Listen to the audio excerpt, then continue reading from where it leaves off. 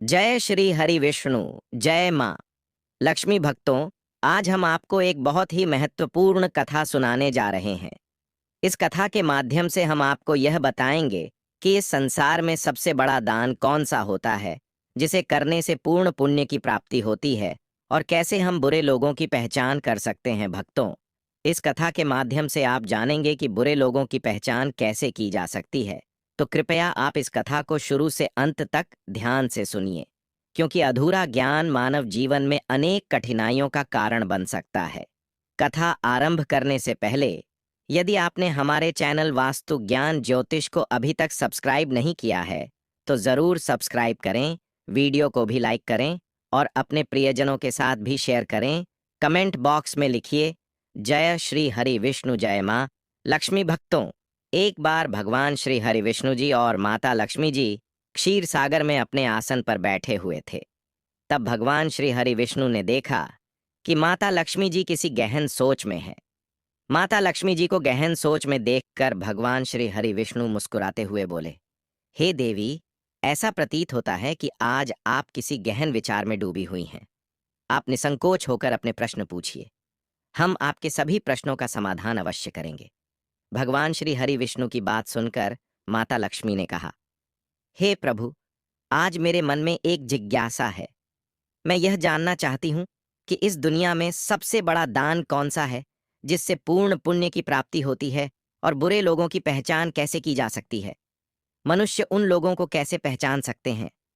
तब भगवान श्री हरि विष्णु ने माता लक्ष्मी जी से कहा, हे देवी, आपने सचमुच मानव जाति के कल्याण हेतु अति महत्वपूर्ण प्रश्न पूछे हैं। यह प्रश्न मनुष्य के जीवन में अत्यंत मूल्यवान है।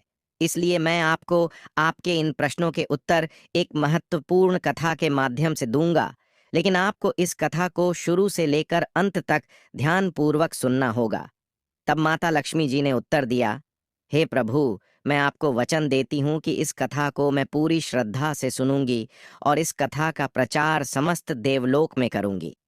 भक्तों, भगवान श्री हरि विष्णु जी देवी लक्ष्मी से कहते हैं, हे देवी, एक समय की बात है, किसी नगर में एक राजा राज्य करता था। वह राजा बहुत ही बलशाली, वीर और अत्यंत ही बुद्धिमान था। इसके साथ ही वह धर्मपरायण और दयालु भी था। उस राजा की रानी भी संस्कारी और अत्यंत धार्मिक स्वभाव की थी। दोनों पति पत्नी भगवान भोलेनाथ के परम भक्त थे। वे दोनों प्रतिदिन शिवजी के मंदिर में जाकर उनकी पूजा अर्चना किया करते थे। यह उनका प्रतिदिन का नियम था। वह राजा अपने राज्य को धर्मपूर्वक चला रहा था। उसके राज्य में कोई भी व्यक्ति दुखी नहीं रहता था, बल्कि सारी प्रजा सुख और वैभव से संपन्न रहती थी। इसलिए पूरे नगर में हर तरफ खुशियां ही खुशियां बिखरी रहती थीं। वहां के जानवर भी एक दूसरे को कोई हानि नहीं पहुंचाते थे। यहाँ तक कि एक ही नदी में शेर और बकरी शांतिपूर्वक पानी पीते थे। ऐसे ही दिन बीत रहे थे। राजा की उम्र ढलती जा रही थी और उनके विवाह को भी कई वर्ष बीत चुके थे, लेकिन उस राजा को कोई संतान नहीं थी। हालांकि राजा इस बात को लेकर अधिक चिंता नहीं करते थे।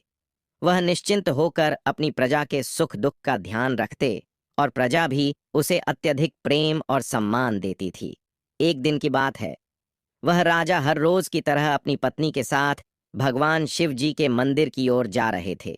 तभी अचानक उसने देखा कि सामने वाले घर में एक स्त्री झाड़ू लगा रही है।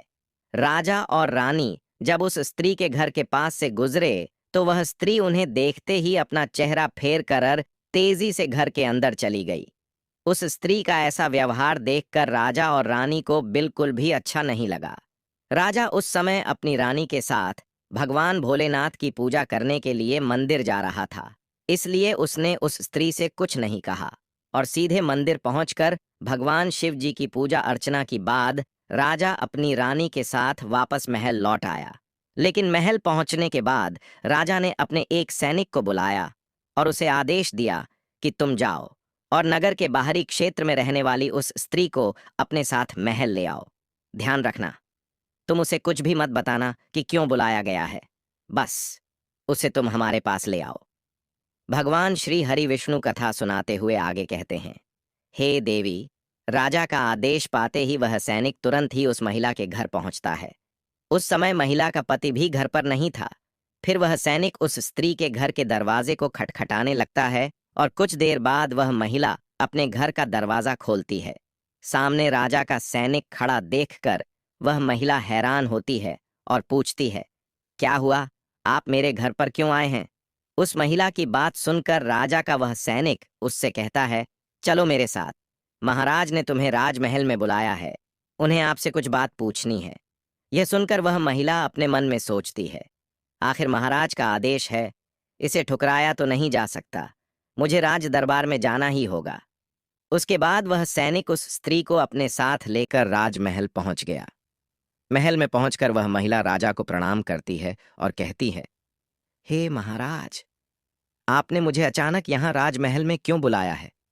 क्या मुझसे कोई गलती हो गई है? उस स्त्री की बात सुनकर राजा कहता है, तुम मुझे एक बार बताओ, आज सुबह जब मैं और मेरी पत्नी भगवान शिव जी के मंदिर जा रहे थे तो तुमने मुझे देखकर अपना मुंह फेर लिया और मुझे आते हुए देखकर तुम दौड़ते हुए अपने घर में चली गई। तुमने मुझे देखकर ऐसा दुर्व्यवहार क्यों किया? तब वह महिला निर्भीकता से राजा से कहती है, हे महाराज, आप भले ही मुझे मृत्युदंड दे दें तो भी मुझे कोई ऐतराज नहीं, परंतु मैं सच ही कहूंगी, आपके महल में बड़े बड़े विद्वान हैं, पंडित है। अगर मैं गलत बात बोलूं तो आप उनसे पूछ सकते हैं कि हमारे नगर में यह मान्यता है कि जो सुबह सुबह आपका चेहरा देख लेता है तो उस व्यक्ति का पूरा दिन खराब हो जाता है, क्योंकि आप संतानहीन हैं। अभी तक आपको संतान की प्राप्ति नहीं हुई है, इसी कारण मैंने आपका मुंह देखकर अपना मुंह फेर लिया था और अपने घर के अंदर चली गई थी। उस महिला की ऐसी बात सुनकर राजा आश्चर्य में पड़ जाता है। वह अपने मन में सोचता है कि यह महिला तो बिल्कुल सत्य कह रही है। यदि किसी नगर के राजा को संतान नहीं हो तो यह उसकी प्रजा के लिए बिल्कुल भी शुभ नहीं माना जाता। उसके बाद राजा उस महिला को वापस अपने घर जाने की अनुमति देता है। फिर राजा अपने मन में यह विचार करने लगता है कि अब मुझे भगवान शिव जी के मंदिर में जाकर संतान प्राप्ति के लिए यज्ञ करना चाहिए।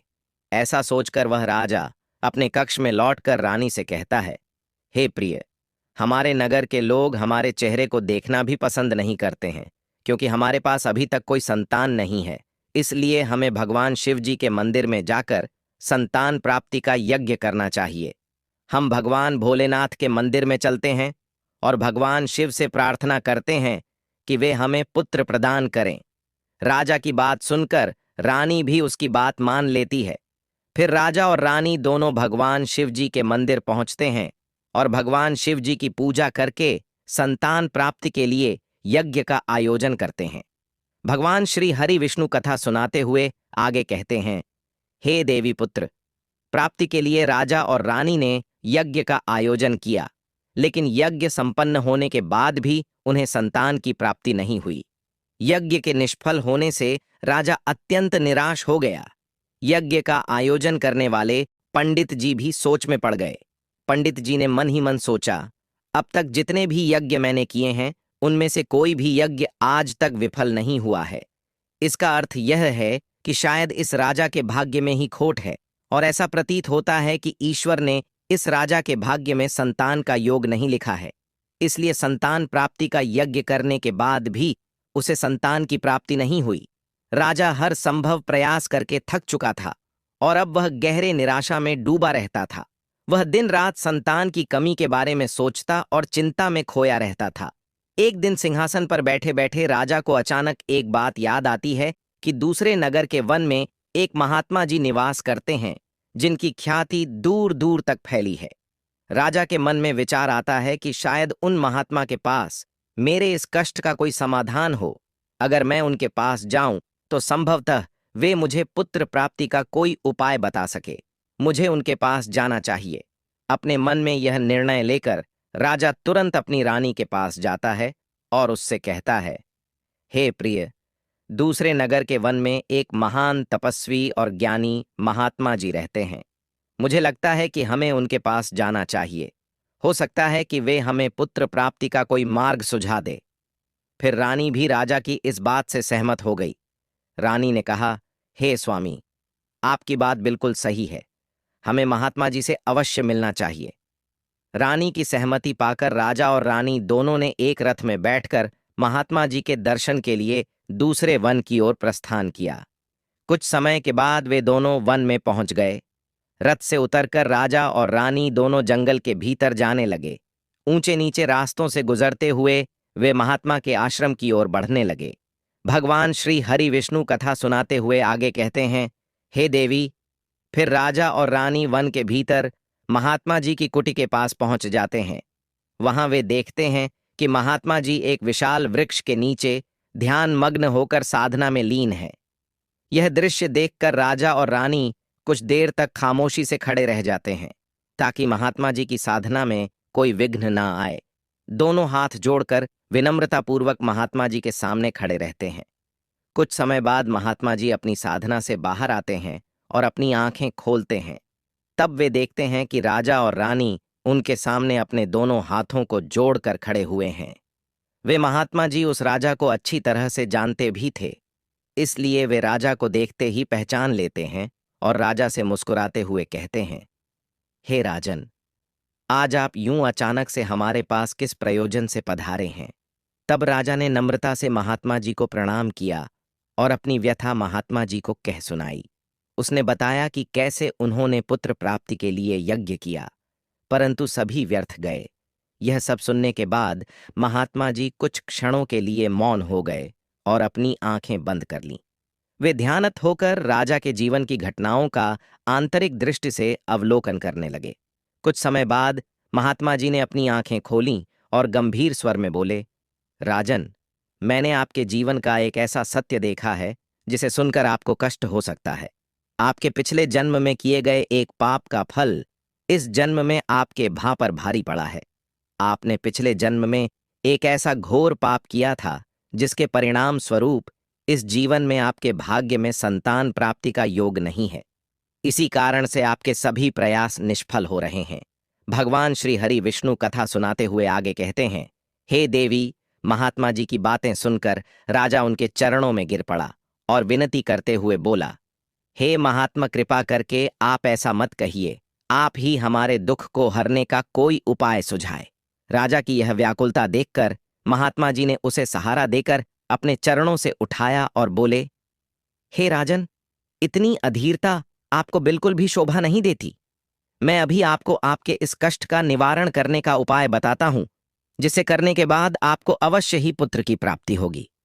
इतना कहकर वे महात्मा जी अपनी कुटिया के भीतर जाते हैं और थोड़ी देर के बाद हाथ में एक कटोरी में खीर लेकर बाहर आ जाते हैं। उन्होंने वह खीर राजा को देते हुए कहा, राजन, महल पहुंचकर आप और रानी साहिबा दोनों ही स्नानादि के बाद इस खीर को प्रसाद के रूप में ग्रहण करें। ऐसा करने से आपको निश्चित ही पुत्र की प्राप्ति होगी। परंतु राजन, आप मेरी एक बात याद रखना, इस पुत्र की आयु मात्र 20 वर्ष की ही होगी। जिस दिन आपके पुत्र की आयु 20 वर्ष की होगी, उसी दिन उसकी मृत्यु हो जाएगी। महात्मा जी की इस बात को सुन राजा गहरी सोच में डूब गया। वह अपने मन में सोचने लगा, चलो 20 वर्ष के लिए ही सही, परंतु इस संतानहीनता का कलंक तो मिट जाएगा, हमें संतान का सुख तो मिलेगा। राजा ने मन ही मन इस बात को स्वीकार कर लिया और महात्मा जी से निवेदन किया, हे महात्मा, आपका आशीर्वाद और मार्गदर्शन स्वीकार है, कृपा करके हमें यह अवसर दे। महात्मा जी ने मुस्कुराते हुए राजा को आशीर्वाद दिया। राजा और रानी ने महात्मा जी को प्रणाम किया, उनकी चरण वंदना की और विनम्रतापूर्वक आभार व्यक्त किया। इसके बाद राजा और रानी अपने रथ में बैठकर महल की ओर लौट चले। इसके बाद महल पहुंचकर राजा और रानी स्नान आदि कर भगवान भोलेनाथ जी का प्रसाद मानते हुए श्रद्धा से उस खीर को ग्रहण करते हैं।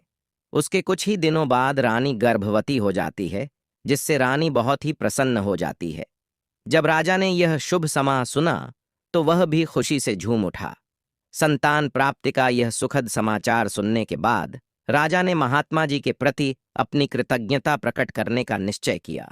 राजा अपने रथ में ढेर सारे फल फूल वस्त्र और अन्य भेंट सामग्रियां रखकर वन में महात्मा जी की कुटिया की ओर चल पड़ा।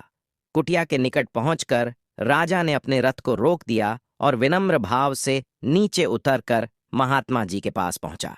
महात्मा जी ध्यान मग्न बैठे थे। राजा ने उनके पास जाकर सभी वस्त्र फल फूल उन्हें समर्पित किए और गहरे आदर के साथ प्रणाम करते हुए कहा, हे महात्मा, आपकी ही कृपा से हमें संतान प्राप्ति का सुख प्राप्त होने जा रहा है, इसलिए आप मेरी यह तुच्छ सी भेंट कृपा कर स्वीकार करें। महात्मा जी राजा की विनम्रता और कृतज्ञता से अत्यंत प्रसन्न हुए। उन्होंने राजा की भेंट को स्वीकार कर उसे आशीर्वाद दिया और कहा, राजन, तुम्हारी भक्ति और संकल्प ने ही तुम्हारे जीवन को फलवर्ष है, वह अनमोल है। जाओ, तुम्हारी संतान गुणवान और धर्मनिष्ठ हो। उसके बाद राजा ने महात्मा जी का आशीर्वाद पाकर उनसे विदा ली और अपने रथ में बैठकर वापस अपने महल की ओर प्रस्थान करते हैं। महल लौटकर राजा बहुत ही खुशियां मनाता है। भगवान श्री हरि विष्णु कथा सुनाते हुए आगे कहते हैं, हे देवी, ऐसे ही दिन रहे थे। आखिरकार वह शुभ दिन आया जब राजा के यहाँ एक पुत्र का जन्म हुआ। पुत्र के जन्म से जैसे महल में खुशियों की बयार बहने लगी। राजा ने पुत्र प्राप्ति की खुशी में पूरे नगर में उत्सव का आयोजन किया। महल को फूलों और रंग बिरंगी अपने पिता के ही गुणों का प्रतीक बनते हुए बड़ा होने लगा। वह अपने पिता की तरह ही धर्मनिष्ठ, आत्मानुभूतिमत्ता, शौर्य और भक्ति के गुण प्रकट होने लगे, जिससे राजा का हृदय गर्व से भर उठता।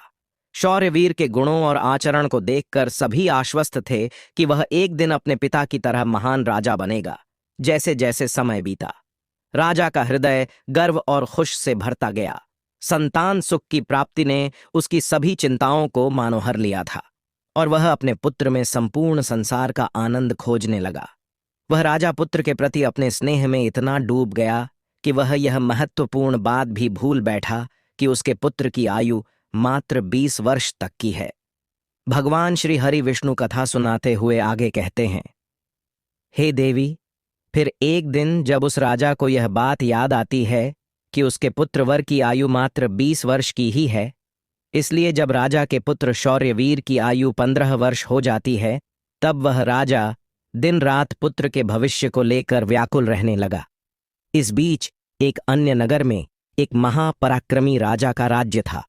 उस राजा की एकमात्र पुत्री थी जो अपनी सुंदरता और दयालुता के लिए प्रसिद्ध थी। वह देखने में ऐसी लगती थी मानो स्वर्ग की अप्सरा स्वयं धरती पर उतर आई हो। वह बहुत ही दानी स्वभाव की थी, क्योंकि उसने अपने माता पिता से धर्म और संस्कारों की शिक्षा ली थी। इसलिए उसका हृदय करुणा और उदारता से भरा हुआ था। वह प्रतिदिन सुबह उठकर पक्षियों को दाना डालती और अपने द्वार पर आने वाले साधु संतों भिक्षुओं को सदा ही आदर से भोजन कराती थी। कोई भी भूखा उसके द्वार से खाली हाथ नहीं लौटता था। ऐसे ही दिन बीत रहे थे। उस राजा की पुत्री भी अपने गुणों के साथ बड़ी हो रही थी। एक दिन जब शौर्यवीर के पिता को यह बात पता चली कि दूसरे नगर में एक धीर वर और पराक्रमी राजा राज्य करता है, जिसकी पुत्री गुणों की खान है, साथ ही वह अत्यंत सुंदर भी है, तो राजा ने अपने मन में सोचा कि ऐसी धर्मात्मा और तेजस्वी कन्या के साथ अपने पुत्र शौर्यवीर का विवाह करना उचित रहेगा। मुझे इसी प्रकार की कन्या की तलाश थी जिसके साथ मैं अपने पुत्र का विवाह कर सकूं और हमारी वंश परंपरा को बनाए रख सकूं। इस विचार के साथ ही राजा ने अपने मन में निर्णय किया कि वह उस राजा से प्रस्ताव रखेगा जिससे वह अपने पुत्र शौर्यवीर का विवाह उस सुंदर और धार्मिक कन्या के साथ कर सके। भगवान श्री हरि विष्णु माता लक्ष्मी से कहते हैं, हे देवी, फिर शौर्यवर के पिता ने अपने पुत्र के विवाह का प्रस्ताव संदेशवाहक के माध्यम से दूसरे नगर के राजा तक पहुंचाया। जब दूसरे नगर के राजा ने यह प्रस्ताव सुना तो उसने अपने मन में विचार किया कि चलो, अब मुझे अपनी पुत्री का विवाह कर देना चाहिए, और मैंने सुना है कि इस राजा के पुत्र की आयु मात्र 20 वर्ष ही है। इस राजा का पुत्र बहुत ही योग्य, पराक्रमी और धर्मपरायण है, भले ही उसकी आयु का भविष्य अनिश्चित हो। इसलिए अगर उसके यहाँ कोई पुत्र पैदा हो गया तो उसका वंश आगे बढ़ता रहेगा, जिससे पुत्री भी अपनी संतान के साथ सुखी रहेगी।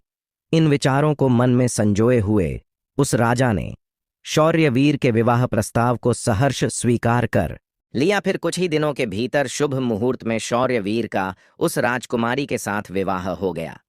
वह राजकुमारी न केवल सुंदर थी बल्कि बहुत ही दयालु स्वभाव की थी। उसने अपने बचपन से ही यह नियम अपनाया था कि जब तक वह किसी भूखे या असहाय प्राणी को भोजन नहीं करवाती, तब तक वह स्वयं भोजन ग्रहण नहीं करती। उसके माता पिता ने उसे सेवा और दान की भावना सिखाई थी और उसने उसे अपने जीवन का अटूट हिस्सा बना लिया था। विवाह के पश्चात राजकुमारी का यह नियम उसके ससुराल में भी जारी रहा। हर सुबह वह महल के द्वार पर जाकर जरूरतमंद लोगों को भोजन करवाती और अपने हाथों से उन्हें अन्न दान करती। उसकी यह दया भावना देखकर महल के सभी लोग उसका बहुत सम्मान करने लगे थे। धीरे धीरे ऐसे ही समय गुजर रहा था और हर गुजरते दिन के साथ शौर्यवीर की उम्र भी बढ़ रही थी। राजा और रानी इस बात को लेकर मन ही मन चिंतित रहते कि उनका पुत्र अब अपने जीवन के अंतिम समय की ओर बढ़ रहा है। उन्हें महात्मा की वह भविष्यवाणी हमेशा याद रहती कि शौर्यवीर की आयु केवल 20 वर्ष ही होगी। इस दुखद सत्य को केवल राजा और रानी ही जानते थे। उन्होंने यह बात किसी और को नहीं बताई थी ताकि महल में कोई चिंता का माहौल ना बने। जैसे जैसे शौर्यवीर की आयु 20 वर्ष की ओर बढ़ती जा रही थी, राजा और रानी के दिल की धड़कनें तेज हो जाती। अपने पुत्र के प्रति उनका प्रेम और मोह इतना अधिक था कि वे चाहकर भी इस चिंता से मुक्त नहीं हो पाते थे। भगवान श्री हरि विष्णु कथा सुनाते हुए आगे कहते हैं, हे देवी, फिर वह दिन भी आ जाता है जब शौर्यवीर के जीवन के मात्र 3 दिन शेष रह जाते हैं। राजा और रानी का दिल भारी हो जाता है। राजा बार बार अपने मन में सोचने लगा कि अब मैं क्या करूं। मेरा पुत्र 3 दिन बाद मुझसे हमेशा के लिए दूर हो जाएगा। क्या कोई ऐसा उपाय नहीं है जिससे मैं उसे बचा सकूं? रानी भी इस दुख से भरी थी और हर पल अपने पुत्र के जीवन की कल्पना करती रहती। इसलिए उनके पुत्र मोह ने उन्हें बीमार और कमजोर बना दिया था। दोनों इतने दुखी थे कि अब उन्होंने भोजन करना भी छोड़ दिया था। परंतु अपनी पीड़ा को उन्होंने किसी के सामने प्रकट नहीं किया। वे नहीं चाहते थे कि महल के लोग उनके पुत्र की मृत्यु की बात सुनकर दुखी हों और चिंता में पड़ जाए। फिर वह आखिरी दिन भी आ पहुंचा जिस दिन शौर्यवीर की आयु पूरी होनी थी, उसकी मृत्यु होनी थी। फिर उस दिन जैसे ही सुबह हुई, राजा और रानी अपनी चिंता और दुख से व्याकुल होकर भगवान भोलेनाथ के मंदिर में बैठकर उनकी पूजा अर्चना में लग गए। वे दोनों भगवान भोलेनाथ से प्रार्थना करते हुए कहने लगे, हे प्रभु, आप कृपा करके हमें पुत्र की मृत्यु होने के दुख को सहन करने की शक्ति दीजिए। हम जानते हैं कि जो भी किसी के भाग्य में लिखा होता है उसे कोई बदल नहीं सकता, वह होकर ही रहता है। परंतु हमारे लिए यह समय बहुत ही कठिन है। उधर राजकुमार शौर्यवीर की पत्नी अपने दैनिक धर्म कर्म के कामों में लगी हुई थी। हर दिन की तरह वह भूखे गरीबों और निर्धनों को भोजन करा रही थी, पक्षियों को दाना डल रही थी और जरूरतमंदों की सहायता में लगी थी। उसे अपने पति की आयु के बारे में कुछ भी पता नहीं था, इसलिए वह निश्चिंत होकर अपने कार्यों में मग्न थी। इसी बीच यमलोक में धर्मराज जी ने देखा कि आज राजकुमार शौर्यवीर की मृत्यु का दिन है, तो उन्होंने तुरंत ही अपने 2 प्रमुख दूतों को बुलाया और उन्हें आदेश दिया, जाओ और अब से कुछ समय बाद राजकुमार शौर्यवीर के प्राण उसके शरीर से निकालकर अपने साथ यमलोक ले आओ। परंतु ध्यान रहे कि उसकी मृत्यु एक विशेष कारण से होनी है। उसकी मृत्यु एक सांड द्वारा उसे पीछे से ठोकर मारने से ही होगी। जब वह सांड राजकुमार शौर्यवीर को पीछे से ठोकर मारेगा, तभी उसके प्राण हमारे पास आ सकेंगे। इसके लिए तुम दोनों एक सांड के पास जाकर उसे राजकुमार शौर्यवीर की मृत्यु के लिए प्रेरित करो। धर्मराज के आदेशानुसार वे दोनों दूत यमलोक से धरती पर जाने के लिए तत्पर हो गए। भगवान श्री हरि विष्णु माता लक्ष्मी से कहते हैं, हे देवी, वे दोनों यमदूत राजकुमार शौर्यवीर के प्राण लेने के लिए आकाश मार्ग से होते हुए पृथ्वी लोक पहुंच जाते हैं। दूसरी ओर धर्मराज की माया के प्रभाव से एक सांड ने अपने मन में सोचा कि आज मुझे राजमहल के सुंदर बगीचे में प्रवेश करना चाहिए और वहां घूमना चाहिए। मुझे देखना चाहिए कि राजमहल का बगीचा कैसा है। फिर बिना किसी रुकावट के वह सांड धीरे धीरे चलते हुए महल के बगीचे में जा पहुंचा। संयोग से यह वही बगीचा था जहां राजकुमार शौर्यवीर प्रतिदिन टहलने के लिए आते थे। धर्मराज की माया से प्रेरित वह सांड जैसे ही बगीचे में प्रवेश करता है तो वहां जाकर वह घास चरने और इधर उधर घूमने लगता है। उसी समय धर्मराज जी के 2 दूत राजमहल के बगीचे के द्वार के पास खड़े हो गए। वे दोनों बगीचे के भीतर की गतिविधियों पर नजर बनाए रखते हैं। कुछ समय बाद राजकुमार शौर्यवीर उस बगीचे में टहलने के लिए आता है। राजकुमार शौर्यवीर को सांड के वहां होने का एहसास नहीं था और वह अपने विचारों में खोए हुए बगीचे में टहलने लगता है। तब वे दोनों यमदूत अपने मन में सोचते हैं, अब बस थोड़ी ही देर में राजकुमार शौर्यवीर की आयु समाप्त होने का समय निकट आ जाएगा। हमें इंतजार है उस पल का जब यह सांड राजकुमार को ठोकर मारेगा, तब हम उसके प्राण लेकर यमलोक लौट जाएंगे। जब वे दोनों दूत यह विचार कर रहे थे कि तभी क्या होता है कि एक अन्य नगर में एक निर्धन ब्राह्मण रहता था। उस ब्राह्मण की एक पुत्री थी जिसका समय रहते उसने विवाह कर दिया था, लेकिन दुर्भाग्य से उसकी बेटी का पति एक दुष्ट प्रवृत्ति का व्यक्ति था जो बहुत ही मदिरापान करता था, जुआ खेलता था और पराई स्त्रियों के साथ संबंध बनाता था। यही नहीं, वह अपनी पत्नी को नशे में होकर अक्सर मारता पीटता था और उसे घर से निकालना चाहता था। उसकी इस आदत के कारण गरीब ब्राह्मण की बेटी बहुत ही दुखी और पीड़ित रहने लगी थी। लेकिन वह गरीब ब्राह्मण की बेटी जब अपने पति के साथ कुछ समय तक रही, तब एक दिन वह गर्भवती हो जाती है। इसलिए एक दिन उसने अपने पति की मारपीट से तंग आकर उसे छोड़कर वह अपने पिता के घर अपने मायके में आ जाती है। वह आंसुओं से भरी आंखों के साथ अपने पिता से कहती है, पिताजी, आज के बाद मैं अपने पति के साथ नहीं रह सकती, क्योंकि वह मुझे रोज मारता पीटता है और बुरी तरह से अपमानित करता है, और मैं उसके इस व्यवहार से तंग आकर उसको छोड़कर मायके चली आई हूं। मुझे क्षमा कर दीजिए, पर अब मैं अपने मायके में ही रहना चाहती हूं। पिता अब बहुत ही वृद्ध हो चुका था और अब उसकी कमाई का कोई ठोस साधन नहीं था, जिसके कारण उसे प्रतिदिन नगर के विभिन्न घरों में जाकर भिक्षा मांगनी पड़ती थी, ताकि वह किसी प्रकार अपने और अपने परिवार का पेट भर सके। भगवान श्री हरि विष्णु कथा सुनाते हुए आगे कहते हैं, हे देवी, जब उसकी बेटी का गर्भकाल पूरा हुआ तो उसने एक सुंदर पुत्र को जन्म दिया, लेकिन जन्म देने के बाद उसे बहुत तेज भूख लगने लगी। उसे भोजन की आवश्यकता थी। प्रसव के बाद भूख कई गुना बढ़ जाती है, इसलिए वह अपने पिता से भोजन मांगने लगी। दुर्भाग्यवश उसके पिता सुबह से ही भिक्षा के लिए नगर नगर गए हुए थे, परंतु रोज रोज भिक्षा मांगने के कारण उस दिन किसी ने उसे भिक्षा नहीं दी थी। भगवान श्री हरि विष्णु कथा सुनाते हुए आगे कहते हैं, हे देवी, गरीबी किसी भी मनुष्य के लिए एक सबसे बड़ा अभिशाप है और यह उसके आत्मसम्मान और अस्तित्व के लिए अत्यंत पीड़ादायक होती है। उधर उस गरीब ब्राह्मण को किसी ने भी भोजन नहीं दिया, इसलिए वह खाली हाथ ही घर वापस लौट आता है। इधर उसकी पुत्री भूख से बहुत ही व्याकुल हो रही थी। जब वृद्ध ब्राह्मण निराश होकर खाली हाथ घर लौटा और उसकी बेटी ने उसे बिना भोजन के आते देखा, तो वह दुखी होकर रोते हुए अपने पिता से बोली, पिताजी, अब मुझसे भूख सहन नहीं होती। पूरे 3 दिन बीत चुके हैं और मैंने भोजन का एक भी कण नहीं खाया है। अब तो ऐसा लगता है कि भूख के कारण मेरे प्राण ही निकल जाएंगे। लेकिन अगर आपको कुछ भिक्षा में मिला हो तो मुझे खाने को दे दीजिए, नहीं तो मेरे प्राण निकल जाएंगे। तब बेटी को सांत्वना देते हुए कहता है, पुत्री, मैं कुछ ही देर में लौटूंगा। मैं अब दूसरे नगर में जाऊंगा और वहां के राजा के महल के द्वार पर जाकर भिक्षा मांगूंगा। अगर वहां से मुझे कुछ भी मिल जाता है तो तुरंत तुम्हारे लिए लेकर आऊंगा, अपनी बेटी से। यह कहकर वृद्ध ब्राह्मण वहां से निकल पड़ा। इधर राजकुमार शौर्यवीर की पत्नी, जो कि रोजाना गरीबों को भोजन करवाती थी, उस दिन उस नगर के राजा और रानी दोनों अत्यधिक बीमार पड़ गए थे, क्योंकि पुत्र मोह के कारण वे बहुत ही चिंतित थे और शौर्यवीर की पत्नी उनके कक्ष में थी।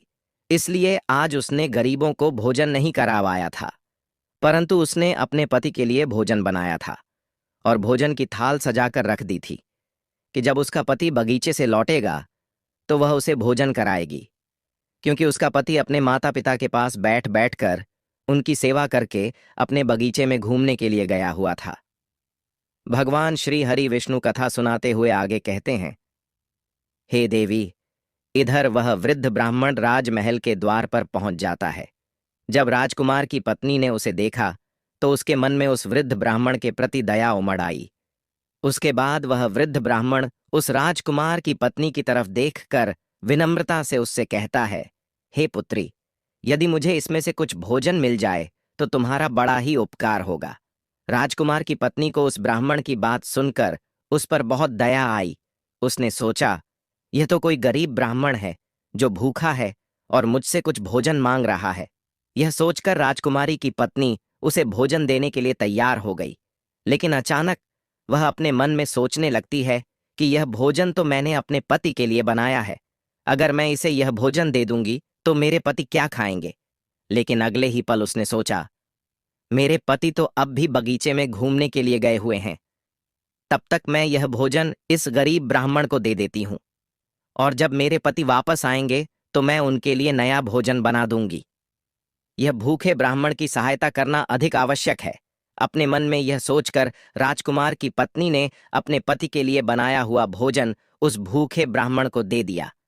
उसके बाद वह ब्राह्मण भोजन की थाली लेकर जल्दी जल्दी अपने नगर की ओर रवाना हो गया और वह भोजन लेकर अपने घर आ गया। उसकी पुत्री 3 दिनों से भूखी थी। उसने 3 दिनों से कुछ भी नहीं खाया था और उसके चेहरे पर भूख की पीड़ा साफ झलक रही थी। उधर राजकुमार शौर्यवीर, जो बगीचे में टहलने गया था, अपने कक्ष की ओर वापस लौट रहा था। बगीचे के बाहर खड़े यमदूत राजकुमार के प्राण लेने के लिए तैयार थे, और एक सांड भी धर्मराज की माया से प्रेरित होकर वहीं घूम रहा था। वे दोनों यमदूत मन में सोच रहे थे कि बस अब कुछ ही पल बाकी है, और जैसे ही सांड राजकुमार को पीछे से ठोकर मारेगा, हम राजकुमार के प्राण हर लेंगे और यमलोक लौट जाएंगे। भगवान श्री हरि विष्णु माता लक्ष्मी से कहते हैं, हे देवी। इधर वह वृद्ध ब्राह्मण अपने घर पहुंचा और उसने तुरंत अपनी भूखी बेटी को वह भोजन दे दिया। तब उसकी बेटी उससे कहने लगी, पिताजी, यह भोजन आप कहां से लाए हैं? तब वृद्ध ब्राह्मण ने उत्तर देते हुए कहा, पुत्री, यह भोजन मुझे दूसरे नगर की महारानी ने दिया है। उस नगर के राजा की पुत्र वधू बहुत ही दयालु और उदार हृदय की है। उसने मुझ पर दया करके मुझे यह स्वादिष्ट भोजन दिया है। उस भोजन को देखकर उस वृद्ध ब्राह्मण की बेटी की आत्मा से आशीर्वाद निकलने लगा। वह भगवान से प्रार्थना करने लगी कि हे भगवान, जिसने भी मेरे पिता को यह भोजन दिया है, उसका सुहाग अमर रहे और वह सदा सौभाग्यवती बनी रहे। जैसे ही उसने भोजन का निवाला अपने मुंह में डाला, उसकी आत्मा की तृप्ति हो गई और उसकी आत्मा से सच्चे मन से आशीर्वाद निकलने लगे कि महारानी का पति दीर्घायु और स्वस्थ रहे। इधर राजकुमार शौर्यवीर अपने महल की ओर बढ़ रहा था और बगीचे के बाहर खड़े यमदूत उसकी मृत्यु का बेसब्री से इंतजार कर रहे थे। परंतु जैसे ही राजकुमार बगीचे में उस सांड के सामने पहुंचा, तो सांड ने तुरंत उसे पीछे से ठोकर मारने के लिए अपनी ताकत जुटाई। वह अपनी सींग से उसे मारने ही वाला था कि तभी अचानक से 2 देवदूत वहां प्रकट हो जाते हैं और अपनी दिव्य शक्ति से उस सांड को बेहोश कर देते हैं। वह सांड हिल भी नहीं पा रहा था, उसमें आगे बढ़ने की बिल्कुल भी शक्ति नहीं बची थी। इस पर वह सांड अपने मन में सोचने लगा कि यह मुझे क्या हो गया। अभी तो मैं इस राजकुमार को पीछे से ठोकर मारने आया था और अब मैं खुद ही चलने में असमर्थ हूं। उसकी समझ में नहीं आ रहा था कि यह सब कैसे और क्यों हो रहा है। भगवान श्री हरि विष्णु माता लक्ष्मी से कहते हैं, हे देवी, यह सब उस ब्राह्मण की भूखी बेटी के आशीर्वाद का प्रभाव था जो उसने भोजन करते समय दिया था। उस आशीर्वाद की शक्ति के कारण ही वे देवदूत वहां आकर खड़े हो गए थे। इसके बाद वे देवदूत यमराज के उन दूतों से कहते हैं, हे यमदूत, तुम इस राजकुमार के प्राण नहीं ले सकते। जिस प्रकार श्राप असर दिखा सकता है, उसी प्रकार आशीर्वाद भी फलित हो सकता है। अब राजकुमार और सांड के बीच वे 2 देवदूत आशीर्वाद रूपी दीवार बनकर खड़े थे और राजकुमारी का दान मृत्यु के समय को आगे नहीं बढ़ने दे रहा था। फिर वे यमदूत उन देवदूतों से कहते हैं, हे देवदूत, तो तुम सभी यहां से लौट जाओ और हमें हमारा काम करने दो, क्योंकि हमारा उद्देश्य है इस राजकुमार के प्राण लेकर यमलोक लौट जाना। तब देवदूतों ने दृढ़ता से उत्तर दिया, नहीं, यमदूतों, ऐसा कभी नहीं हो सकता। हमारे रहते यह असंभव है, क्योंकि हमें स्वयं भगवान शिव जी ने यहां भेजा है। दोनों पक्षों के बीच बहस छेड़ गई और फिर यह बहस धीरे धीरे एक युद्ध में बदल गई। देवदूतों की अद्वितीय शक्ति के सामने यमदूत असहाय हो गए और हार मानकर वापस यमलोक लौट गए। यमलोक में पहुंचकर यमदूतों ने यमराज जी से कहा, हे महाराज, हम उस राजकुमार के प्राण नहीं ले पाए। तब यमराज जी अपने उन दूतों से कहते हैं, यह कैसी विडंबना है, तुम लोग खाली हाथ क्यों वापस लौट आए? यमराज जी की बात सुनकर यमदूत यमराज जी से कहते हैं, हे महाराज, हम उस राजकुमार के प्राणों को लेने के लिए गए थे, लेकिन अचानक से पता नहीं दो देवदूत हमारे सामने आकर खड़े हो गए और उन दोनों के सामने हमारी कोई भी शक्ति काम नहीं कर पाई। यमराज यह सुनकर सोच में पड़ गए और बोले, ऐसी कौन सी बड़ी शक्ति है जो उस राजकुमार की मृत्यु के मार्ग में बाधा बन रही है। फिर वे यमदूत यमराज जी से कहते हैं, हे महाराज, एक तो उसके दान की शक्ति और आशीर्वाद की शक्ति, जिसने देवदूतों को और भी शक्तिशाली बना दिया है।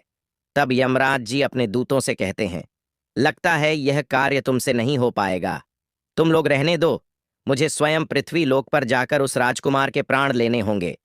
भगवान श्री हरि विष्णु कथा सुनाते हुए आगे कहते हैं, हे देवी, फिर अपने दूतों से इतना कहकर यमराज जी स्वयं पृथ्वी लोक पर पहुंच जाते हैं और उस राजा के महल के बगीचे में प्रकट हुए। वहां उन देवदूतों से यमराज जी कहते हैं, हे देवदूतों, क्या तुम लोग नहीं जानते कि विधि का विधान अटल है। जब किसी की आयु पूरी हो जाती है तो उसे यमलोक जाना ही होता है, और इस राजकुमार की भी आयु अब पूर्ण हो चुकी है, इसलिए मैं इसके प्राण लेने आया हूं। तब देवदूतों ने यमराज से कहा, हे प्रभु, आप हमें बताइए कि ब्रह्मा जी और विष्णु जी तक को भी श्राप का प्रभाव सहना पड़ा था। यदि श्राप का मान रखा जा सकता है तो क्या आशीर्वाद का मान नहीं रखा जा सकता। इस राजकुमार को भूखे को भोजन देने का आशीर्वाद प्राप्त है। उन देवदूतों की बात सुनकर यमराज जी उन देवदूतों से कहते हैं, आप लोग सत्य कह रहे हैं, परंतु अब मुझे क्या करना होगा। तब वे देवदूत यमराज जी से कहते हैं, हे प्रभु, आप इस राजकुमार की आयु 100 वर्ष कर दीजिए। इसके बाद ही आप इस राजकुमार के प्राण लेने के लिए पधार सकते हैं, और यही भगवान शिव जी का भी आदेश है। उन देवदूतों की बात मानकर यमराज जी ने राजकुमार शौर्यवीर की आयु 100 वर्ष कर दी और वापस यमलोक लौट गए। भगवान श्री हरि विष्णु कहते हैं, हे देवी प्रकार, एक भूखे को भोजन देने के पुण्य के कारण उस राजकुमार की मृत्यु टल गई और उसकी आयु भी बढ़ गई। इसी कारण कहा जाता है कि अन्नदान सबसे बड़ा दान है किसी भूखे को दिया गया। अन्न अश्वमेध यज्ञ के फल के बराबर होता है। भगवान श्री हरि विष्णु माता लक्ष्मी जी से कहते हैं, हे देवी, अब तो आपके सभी प्रश्नों के उत्तर आपको मिल गए होंगे। तब माता लक्ष्मी जी भगवान श्री हरि विष्णु जी से कहती है, हे प्रभु,